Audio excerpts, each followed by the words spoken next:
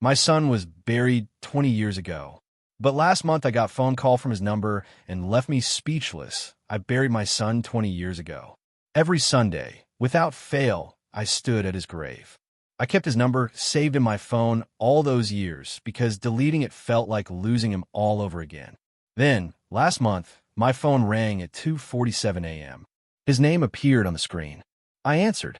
A voice said, "Dad, where am I?" It was him, my dead son, confused, scared, asking why nothing made sense. I couldn't breathe. I couldn't speak. Before I tell you what happened next, tell me where you're watching from and subscribe, because this story needs to be heard.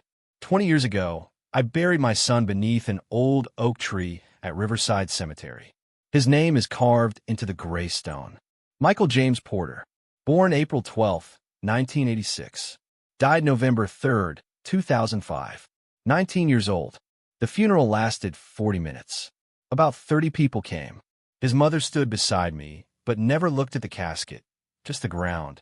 Her sister had to hold her up. His friends came too, kids with red eyes, shifting uncomfortably, mumbling words that meant nothing because no words could. Within a year, they stopped calling. Within 2, no one said his name anymore. That's how death works. The world moves on. But I didn't. I couldn't. The accident happened on a Friday night. Michael was driving home from work when a truck ran a red light and hit him on the driver's side. The police said he died instantly. No pain, no suffering, just gone. I got the call at 11:43 p.m. I remember because I looked at the clock right as the phone rang. The officer told me to come to County General Hospital immediately. I knew. Parents always know. I drove there at 90 miles an hour. Didn't care if I crashed. They brought me into a private room, and that's when I knew for sure. They only use those rooms for bad news. They let me see him. His face looked untouched, peaceful. I touched his hand. It was still warm. I kept waiting for him to breathe, for his chest to rise. It never did. His mother arrived later. She screamed so loud that security came. Then she collapsed. They had to sedate her. She couldn't sign the papers or identify the body. I did everything alone, picked the coffin, the plot, the flowers, wrote the obituary. It all felt like a fog. The funeral was worse than the hospital. There, I could pretend maybe it was a mistake. But at the cemetery, they lowered him into the ground. I heard the machinery, the sound of the coffin settling into the earth. His mother threw a letter she'd written. I threw nothing. I just watched. After everyone left, I stayed. I watched as the workers filled the grave, shovel by shovel, until it was done. I needed to see it finished, to know he was really down there. Only then did I walk away. For 20 years, I visited every Sunday. Rain, snow, heat didn't matter. I brought flowers. I talked to him. I told him about my week, my life, everything I couldn't tell anyone else. His mother stopped coming after the first year. Said it hurt too much. She needed to move on. We divorced 3 years later. Grief destroyed us. She remarried, had another child, built a new life. I didn't. I kept Michael's room exactly as he left it. His clothes still hanging, his books still on the shelf. I even kept paying the phone bill, $30 a month, just to keep his number alive in my contacts, even though it hadn't worked in 19 years. People said I needed therapy. They said I should let go. But you don't get over losing a child. You just learn to live around the emptiness, to walk carefully around the hole they leave behind. You function. You work. You pay bills. You pretend, but you're never fine. Every birthday, every Christmas, every milestone they'll never reach, it's torture. I watch his friends grow up, get married, have kids. My son stayed 19 forever, frozen in time. I accepted it. I had no choice. Death is final. Or so I thought. Then last month, on September 14th, my phone rang at 2:47 a.m. I woke up to the sound and reached for it on the nightstand. The name on the screen said Michael. His contact photo, the one from his 18th birthday, smiling alive. I froze. My heart was pounding so hard I could hear it. My hand shook so bad I almost dropped the phone. It couldn't be real. That number had been disconnected for 19 years. I tried calling it hundreds of times over the years. It always went straight to a recorded message. The number you have dialed is no longer in service. But now it was calling me. The phone kept ringing. for rings. 5. My thumb hovered over the answer button. What if it was a mistake? A cruel prank? Or worse, what if I answered and heard nothing? On the 6th ring, something inside me gave in. I pressed answer. For 3 seconds, there was only silence. Then breathing. Slow, steady, human. Someone was there. My throat closed up. I tried to speak, but no sound came out. Then a voice. Dad. Just one word. Quiet. Shaken. Scared. It was his voice. My son's voice. I knew it instantly. 19 years of hearing it, 20 years of dreaming about it, and now it was real. Tears blur my vision. I still couldn't speak. Dad, are you there? He said again, his voice trembling, desperate. I forced air into my lungs. Michael, I whispered. My voice didn't sound like mine. There was a pause. Then he said, Yeah, it's me. Where am I? The question made no sense. What do you mean? Where are you calling from? I asked, my voice shaking. Silence again. Then faster breathing. Panic. I don't know, he said. I don't know where I am. Nothing makes sense. Dad, something's wrong. Everything feels wrong. I stood up, turned on the light, trying to think, but my brain wouldn't work. My son was dead. I'd buried him. I saw him lowered into the ground. Michael, what's going on? Where have you been? I asked. What do you even say to someone who's been dead for 20 years? He sobbed. I don't know. I remember the accident. The truck. I remember dying. I felt it, Dad. I died. But then I woke up, and everything was different. I look different. I feel different. I'm in a place I don't recognize. People walk right past me like I'm not even here. I've been trying to figure out what happened, but nothing makes sense. I found a phone. Your number was the only one I remembered. My legs gave out. I sat down hard on the edge of my bed. My son remembered dying.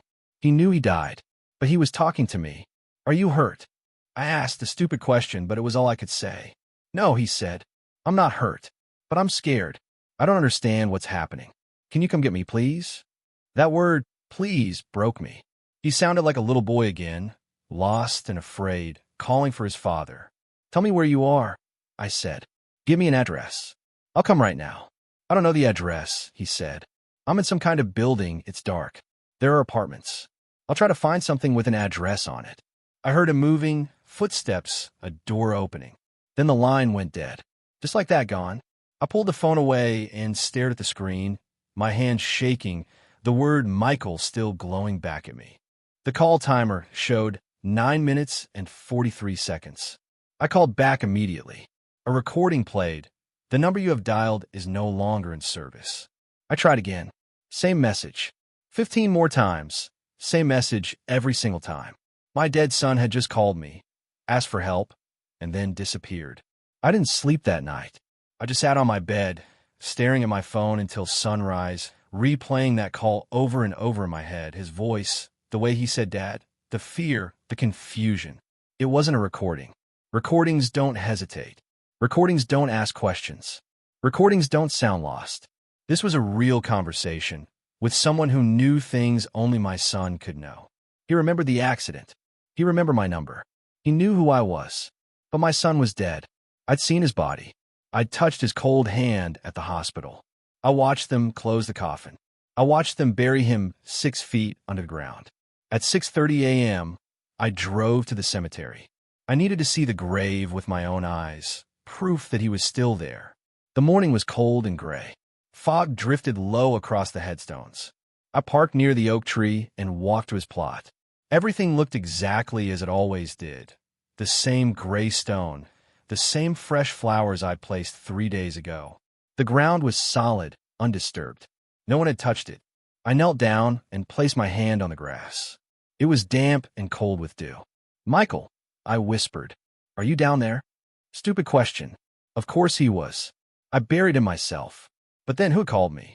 I stayed there for an hour. I didn't pray. I'm not a religious man. I just sat there trying to make sense of what happened. Maybe I dreamed it.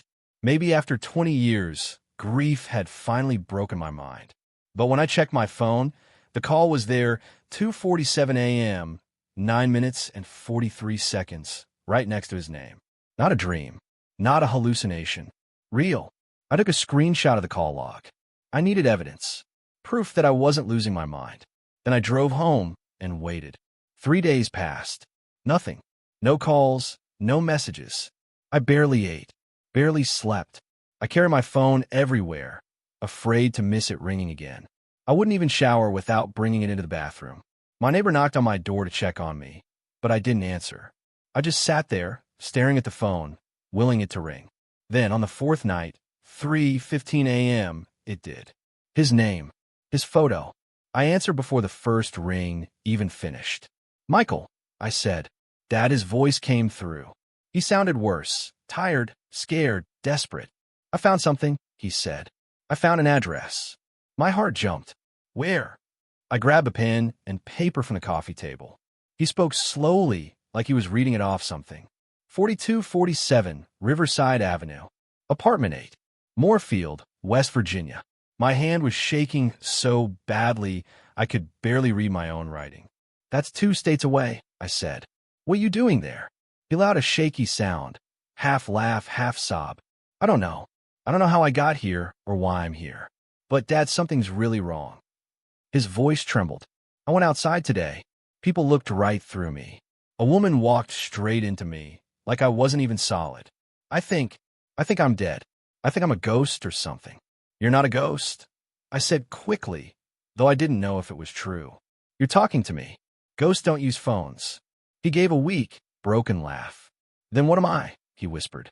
"When I look in mirrors, I see someone older, a face that's almost mine but not quite. I'm so confused, Dad. I'm so tired. Can you please come get me? I don't want to be here anymore." My throat tightened. "I'm coming," I said. "Stay where you are. I'm leaving right now. Can you wait 8 hours?" Silence. Then softly, "I'll try." "Dad, I'm scared." Those 3 words shattered me. "I know," I said. "I'm scared too. But I'm coming. I promise." Then the line went dead. I didn't bother calling back. I knew it wouldn't connect. I stood up and started packing. I threw some clothes into a bag, grabbed my wallet and keys. I didn't tell anyone where I was going. I didn't call work. I just got in my car and drove toward West Virginia. My son was alive somewhere. Somehow. Impossible. Insane. But he'd called me twice. He'd given me an address. I had to know the truth. Even if it destroyed me. Even if I was chasing a ghost. Before leaving, I did something that even I knew sounded insane. I called a phone company. It was 4 in the morning, but their customer service line was 24 hours. A woman answered, sounding half asleep. I gave her my account information and asked her to check my son's old number. She hesitated. "Can I ask why?" "I've been receiving calls from it," I said. She put me on hold. 5 minutes passed. Then 10. When she came back, her tone had changed, confused, uneasy. "Sir, according to our system, that number's been inactive for 19 years. It was disconnected in March 2006. There's no record of any recent activity. No calls, no texts, nothing." "That's impossible," I said. "I've had 2 calls from that number in the last 4 days." "Check again." She put me on hold again, this time for 15 minutes. When a line clicked, a different voice came on, a supervisor. Calm, professional. "Mr. Porter," he said, "I've personally reviewed the account. The number you're asking about has been deactivated for nearly 2 decades. There's been no activity of any kind. Are you sure it wasn't a different number displayed incorrectly?" I felt anger burning in my chest. "I know my son's number," I snapped. "It's been in my phone for 20 years. I'm looking at my call log right now. 2 calls, both from his number, both lasting several minutes."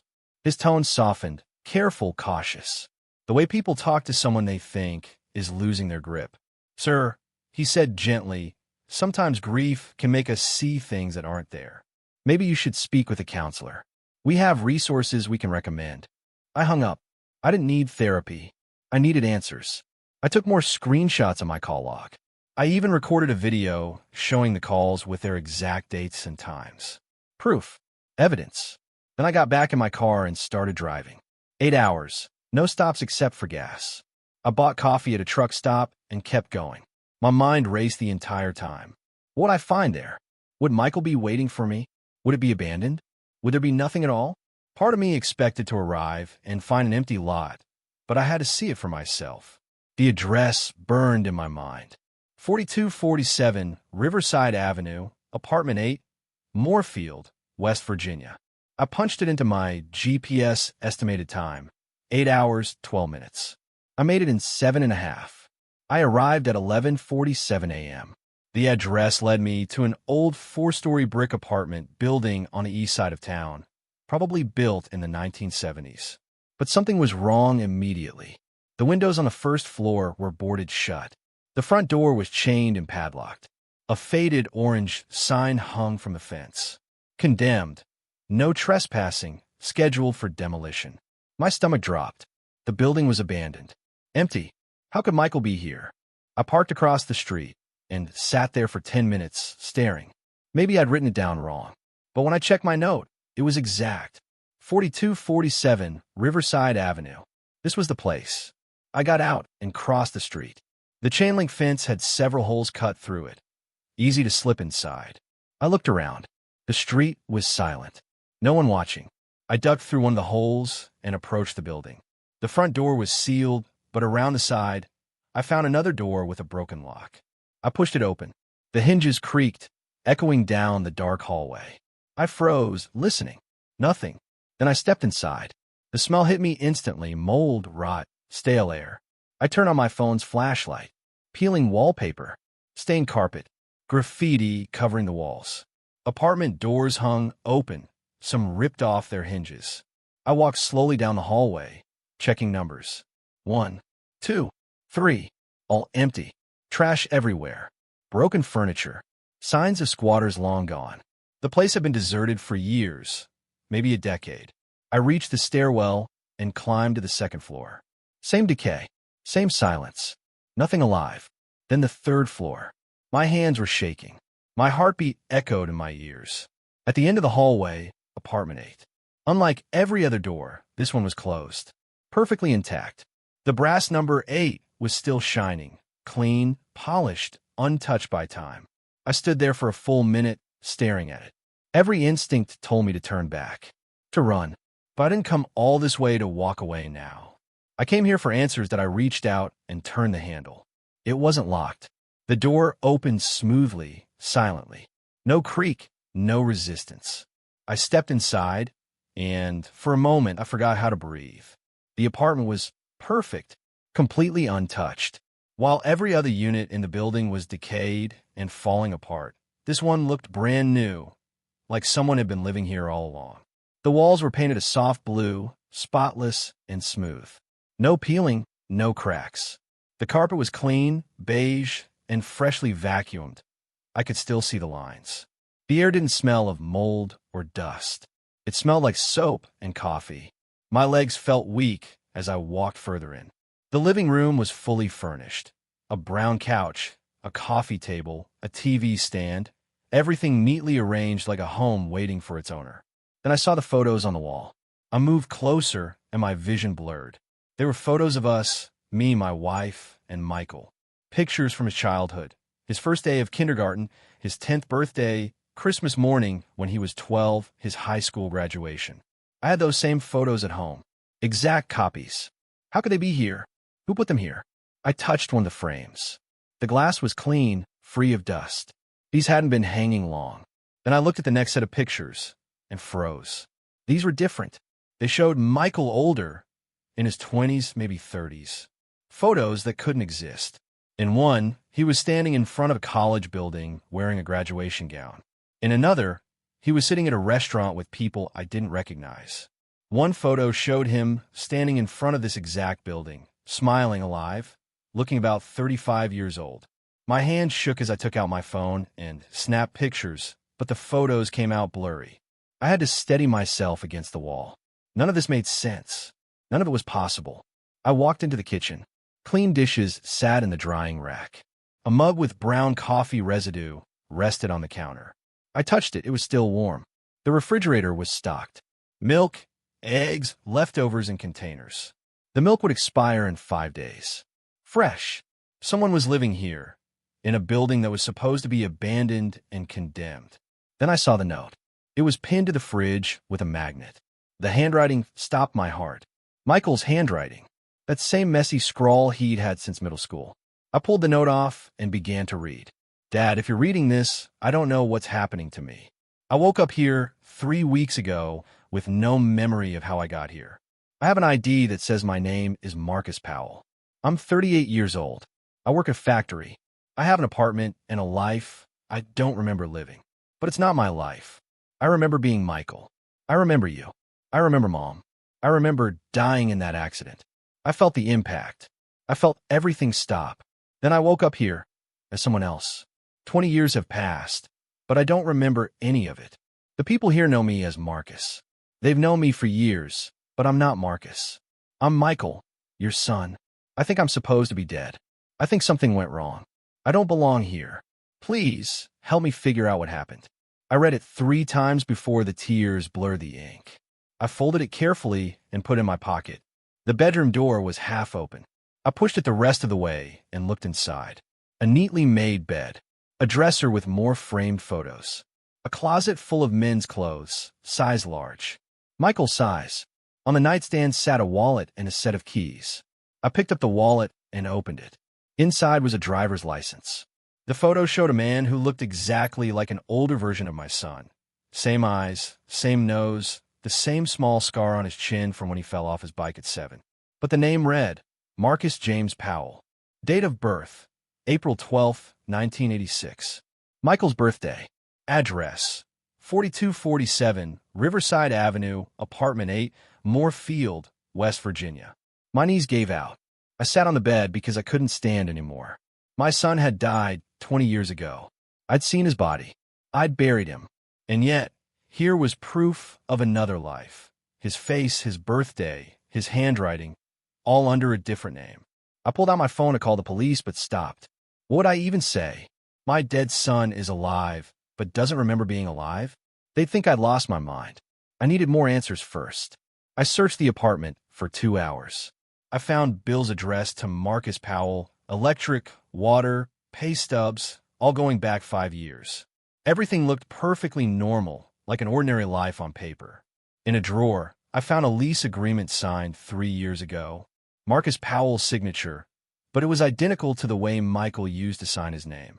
In another drawer, I found medical records, hospital visits, prescriptions, a neurologist's report. I sat on the couch and read every page. What I found made my blood run cold.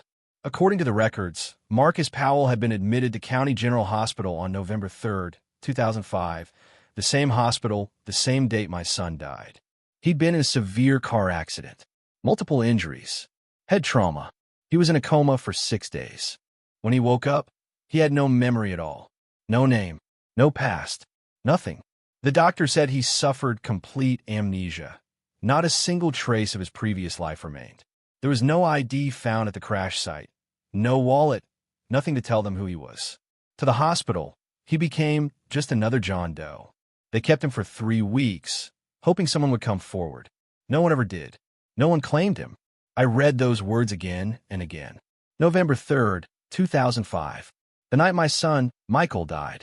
The same hospital. The same kind of accident. My hands began to shake as I kept reading. After he was released, social services stepped in. They helped him get temporary housing and new identification under the name he chose for himself, Marcus Powell.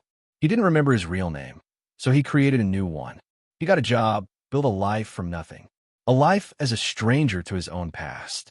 The records painted a picture of years filled with therapy, depression, anxiety, and the constant ache of not knowing who he truly was. But he survived. He kept living. Clipped to the file was a business card. Dr. Sarah Chun, neurologist, County General Hospital. I called immediately. A receptionist answered. County General, Dr. Chen's office. I need to speak with Dr. Chun, I said. It's urgent. It's about a patient named Marcus Powell from 20 years ago. After a long hold, a woman's voice came on the line. Come, professional. This is Dr. Chun. Who am I speaking with? My name is David Porter, I said. My son, Michael, died in a car accident on November 3, 2005, at County General.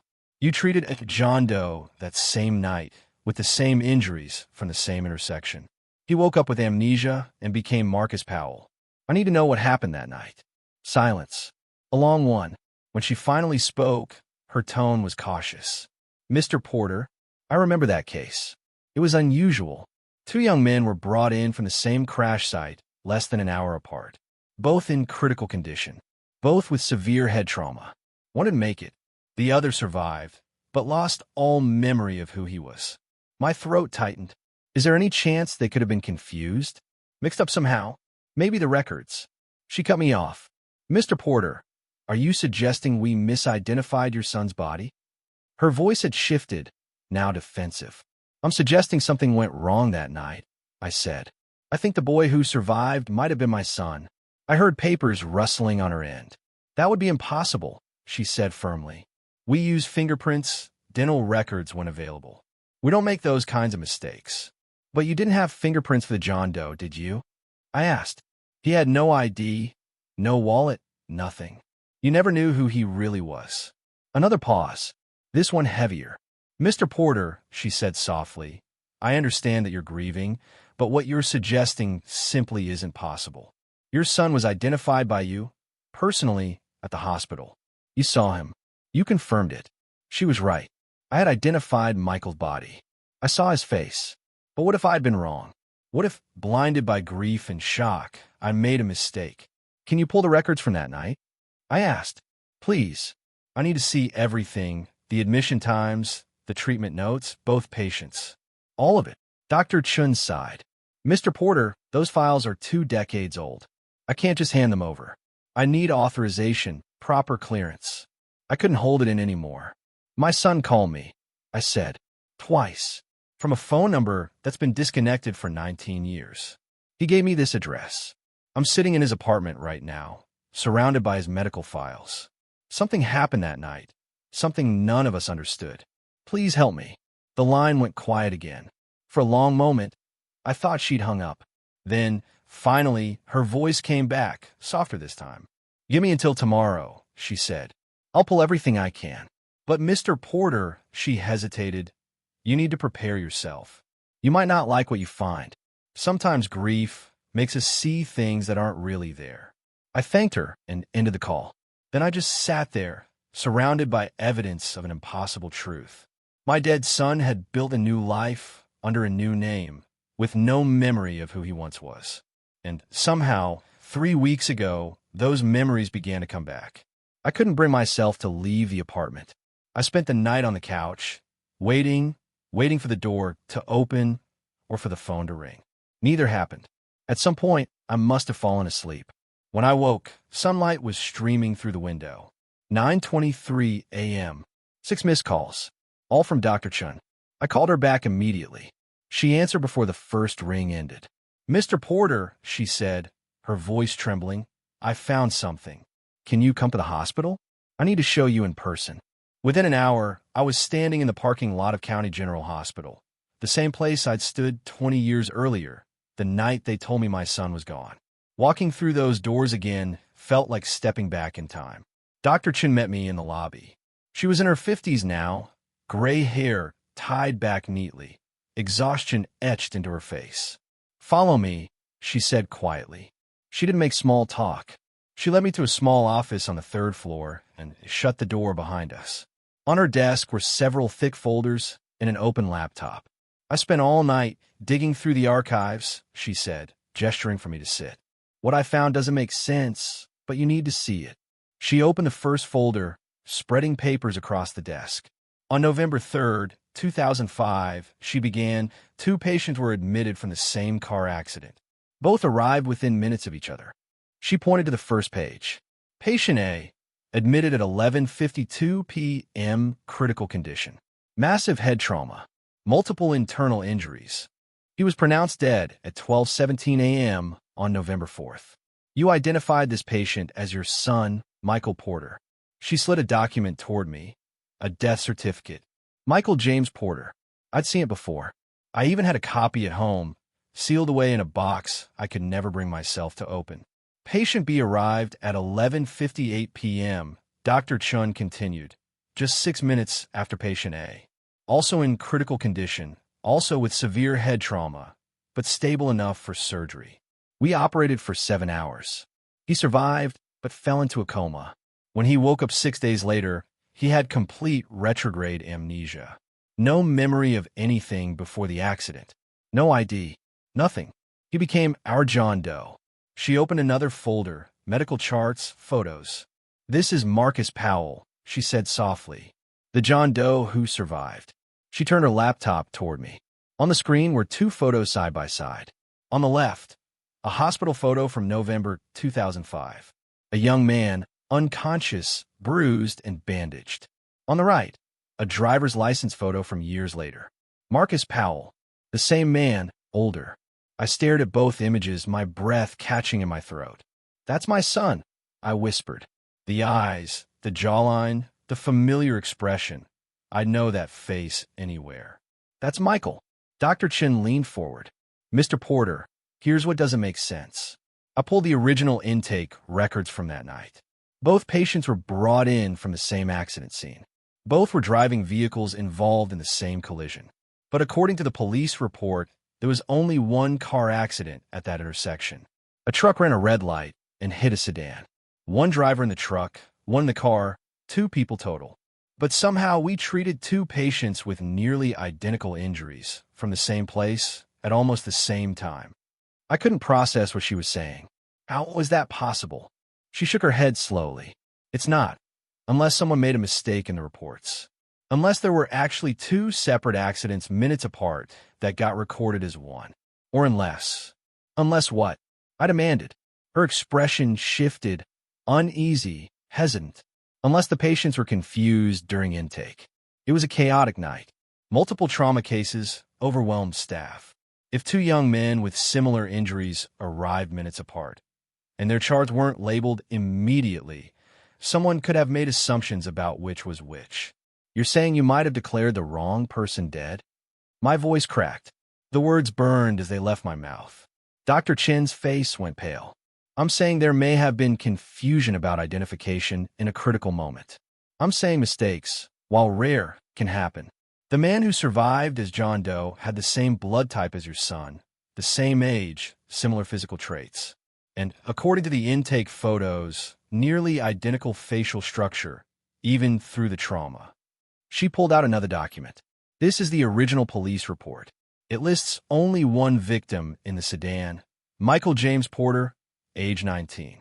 It also notes that identification was found at the scene. I identified his body, I said quietly. I saw him. I touched his hand. Dr. Chin nodded gently. You identified a body with severe facial trauma. In a moment of shock and grief, after being told your son was gone. Mr. Porter, the human brain under that kind of stress doesn't always see clearly. We tend to accept what we're told, especially when it confirms our worst fears. I stood abruptly. The room felt too small, too hot. You're telling me I buried the wrong person? That I've been visiting the wrong grave for 20 years? That my son has been alive this whole time? Dr. Chin stood too. I'm telling you there are irregularities that need investigation. I'm telling you Marcus Powell may need to be DNA tested. I'm telling you what happened that night may not be as clear as it seemed. She handed me a small slip of paper with an address. This is where Marcus Powell works. Moorfield Manufacturing. Third shift. He'll be there tonight around 11 p.m. But Mr. Porter, she paused, her tone softening. If this man is your son, he won't remember being your son. He's lived an entire life as someone else. Meeting you could be traumatic for both of you. I nodded numbly and took the paper. My hands were shaking. If there's even a chance he's Michael, I have to see him. Dr. Chin nodded. Understand. I've arranged a DNA kit. If you can get a sample, a cheek swab, a hair with the root, we can compare it to your DNA. We'll know for certain within 48 hours. She handed me a small plastic bag with a sterile swab. I slipped into my pocket. One more thing, she said as I turned to leave. If this truly is your son, he's not the same boy you lost. 20 years of living as someone else changes a person. That night, I drove to Moorfield Manufacturing. The factory sat on the edge of town, surrounded by empty fields. A massive steel building glowed under harsh lights, trucks idling in the lot. I parked and waited, watching workers arrive, men in jeans and work boots carrying lunchboxes. I didn't know what Marcus looked like now. Only the photo, only the hope. Would I recognize him? Would he feel like a stranger or like home?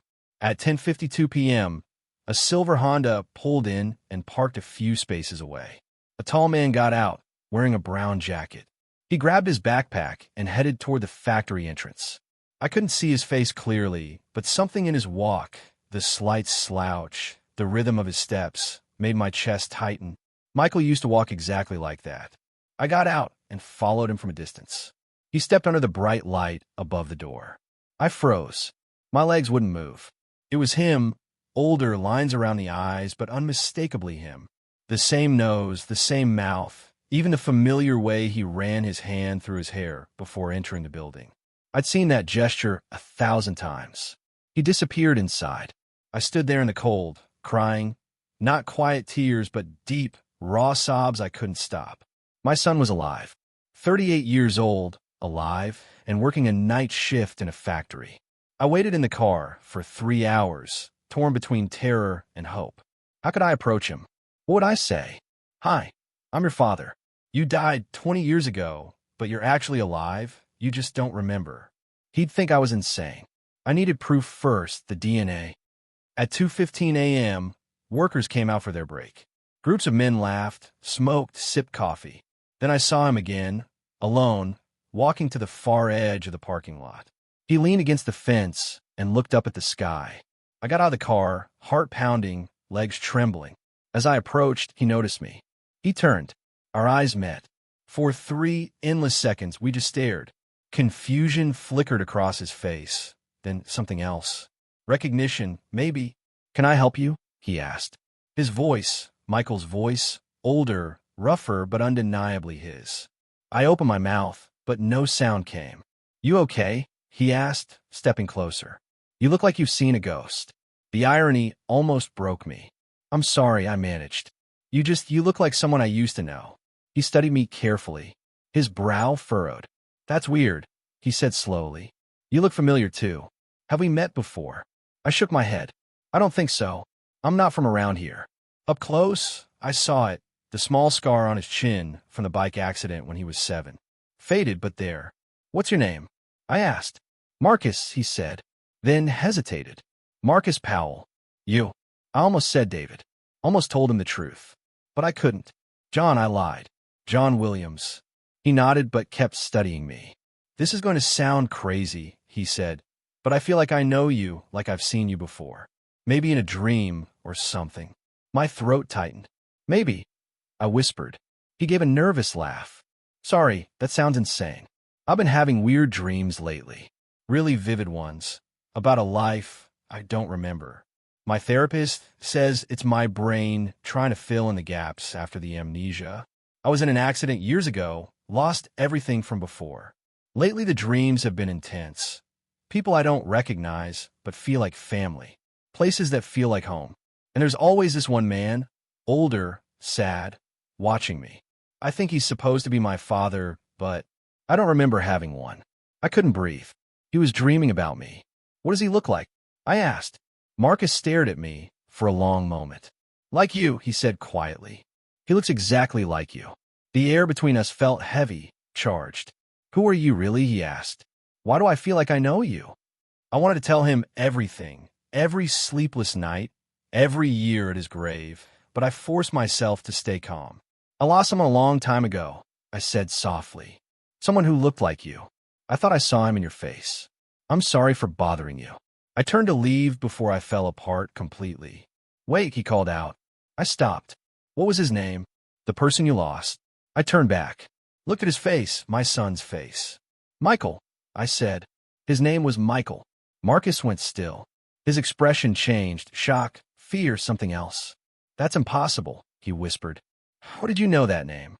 My heart stopped. What do you mean? He swallowed hard. I've been having these dreams. In them, people call me Michael. Not Marcus. Michael. I wake up confused because it's not my name, but in the dreams, it feels like it is. His hands shook as he pulled out his phone. 3 weeks ago, I woke up and found this in my notes app. I don't remember writing it, but it's in my handwriting that he turned the phone toward me. The screen was covered with one haunting phrase written again and again. I am Michael. I am Michael. I am Michael. Dozens of lines filled the display. I thought I was losing my mind. Marcus said, his voice trembling. I thought the amnesia was making me crazy. But you just said that name, a name from my dreams. How is that possible? My hand shook as I pulled a DNA test kit from my pocket. I nearly dropped it. I need to ask you something, I said carefully. And I need you to trust me, even though you don't know me. Will you let me take a DNA sample? Just a cheek swab. It won't hurt. It'll only take 10 seconds. Marcus stared at the kit, then at me. Why? What's going on? I met his gaze, the same eyes I'd once looked into every night. Because I think you're my son, I said softly. I think you're Michael, and I think you've been alive this whole time. He didn't move. He just stared at me, his expression unreadable, fear, confusion, and something that looked a lot like hope. Your son is dead, he finally said, his voice flat. Be careful. You said you lost him. That means he's gone. Tears ran down my face. I didn't bother to wipe them away. I buried him 20 years ago, I whispered. I watched them lower the coffin. I visited his grave every week for 2 decades. But 3 weeks ago, I got 2 phone calls from his number, a number that's been disconnected for 19 years. He sounded confused, terrified. He gave me an address, your address. And when I got there, I found an apartment filled with photos of my family. Photos of you, and a note in my son's handwriting saying he didn't know who he was anymore. Marcus went pale. That's not possible, he said, though his voice was shaking. That's insane. Then prove me wrong, I said, holding up the DNA kit. Take the test. If I'm wrong, you'll never hear from me again. But if I'm right, if you're Michael, don't you want to know? Don't you want to understand who you really are? He pressed his knuckles to his lips, tried to hold back something, words or screams, I couldn't tell. I died, he whispered, in my dreams. I remember dying. The accident, the impact, everything going dark. I remember feeling my life end. So do I said quietly. I remember getting the call. I remember identifying your body. I remember your funeral. But what if we were both wrong? What if something happened that night no one ever understood? Marcus closed his eyes, tears slipping free when he opened them again. If you're telling the truth, he said slowly, then I've lost 20 years.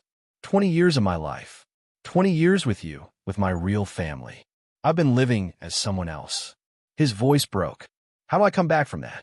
We figure out together, I said. I stepped closer and held out the kit again. Please, let's find out the truth. He hesitated, then nodded. Okay. With trembling hands, I opened the package and pulled out the sterile swab. Open your mouth, I said. He did. I gently swabbed the inside of his cheek, sealed the sample, and slipped it into my pocket. How long until we know? He asked. 48 hours, I said. A doctor at County General will compare our DNA. Marcus wrapped his arms around himself. What do I do until then? He whispered. How do I act normal when my whole life might be a lie? I didn't have an answer. Can I call you? I asked instead, so we can talk. He nodded, took out his phone.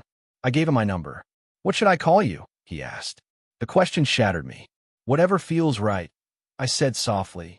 John, David, or nothing at all until we know for sure. He saved the contact as John. Then he looked at me with raw pain in his eyes. I need to tell you something, he said. And I'm not saying it to hurt you. But if the test comes back positive, if I really am your son, I don't remember being him. I don't remember you. I've lived as Marcus Powell for 20 years. That's the only life I know. Even if the DNA says I'm Michael Porter, I don't know if I can be him again.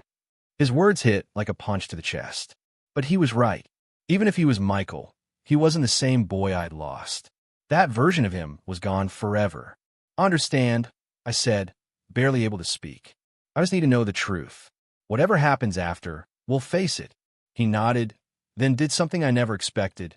He reached out and touched my shoulder. I'm sorry, he said softly, for what you've been through, for what you lost, whether I'm him or not. I'm sorry. Then he turned and walked away, back toward the factory. I stood there until sunrise. 2 days later, Dr. Chin called. I was sitting in that same apartment, waiting.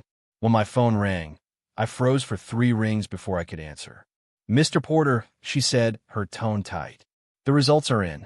You might want to sit down. I sat on the couch, the same one where I'd found my son's note. Tell me, I said. She hesitated. It's a match. Marcus Powell is your biological son. Michael is alive. I don't remember what I said after that. I think I thanked her. I think I asked for the official report. Then I sat in silence for an hour. My son was alive. The test proved it. Michael James Porter hadn't died on November 3rd, 2005.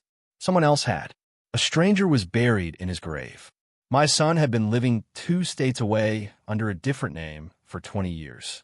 I called him. He answered immediately. "It's positive," I said, my voice hollow. "You're Michael. You're my son."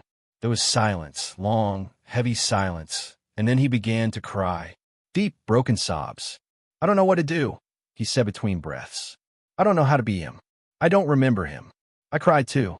We stayed on the phone for 10 minutes, saying nothing, just crying, both of us trying to process the impossible. "Can I see you?" I asked finally. "Can we meet and talk?" He was quiet for a moment. "Yeah," he said. "I need to see you. I need to try to understand this." We met at a diner 2 hours later. I got there first. When he walked in, I stood without thinking. We stared at each other across the room before he sat down. Up close, I could see both, the boy I lost and the man he'd become. The lines, the weight of years without me. "I don't know where to start," he said, voice raw. "I've spent my whole life not knowing who I was. Now I know, but it doesn't feel real. It feels like it happened to someone else. I buried you," I said quietly. "I mourned you. I visited your grave every week. I kept your room the same. And all that time, you were alive." He covered his face. "I'm so sorry," he said. "I know it doesn't fix anything, but I'm sorry you had to go through that." "It's not your fault," I said. "Something went wrong that night. The hospital must have mixed things up. You woke up without memory, and no one realized who you were." Still, anger burned inside me. At the hospital, the police, anyone responsible for the mistake that stole 20 years from us. "What do we do now?" Marcus asked. "How do we move forward?" "I don't know," I admitted. "You're my son, but you're also Marcus Powell. You have a life. I can't ask you to give it up." He looked at me, eyes glistening. "But I want to try. I want to know who I was and who you are. Even if I can't remember, I want to try." Those words gave me something I hadn't felt in decades. Hope. "Then we take it slow," I said. "We talk. We spend time together. I tell you about who you were. You tell me who you've become. One day at a time." He reached across the table. His hand trembled. I took it. It was bigger now, rougher, but still my son's hand. We sat in that diner for hours. I told him stories, his childhood, his favorite toys, his first words, the day he fell out a tree, his graduation. He listened like he was hearing about a stranger. Yet sometimes something flickered in his eyes, recognition. We exchanged numbers again. This time not as strangers, but as father and son. Over the next 3 months, we met every week, sometimes at the diner, sometimes at his apartment. Once, he came to my house and stood in the doorway of his old room. "It feels like a museum," he said quietly. "Like I'm looking at an artifact from someone else's life." I told him about his mother, that she'd remarried, moved on. He said he wasn't ready to meet her. Maybe never. I understood. Some wounds never close. Later, I had the grave re-examined. The remains belonged to a 19-year-old runaway named Christopher Hayes, a boy with no family, buried under my son's name. I had his remains moved and marked properly.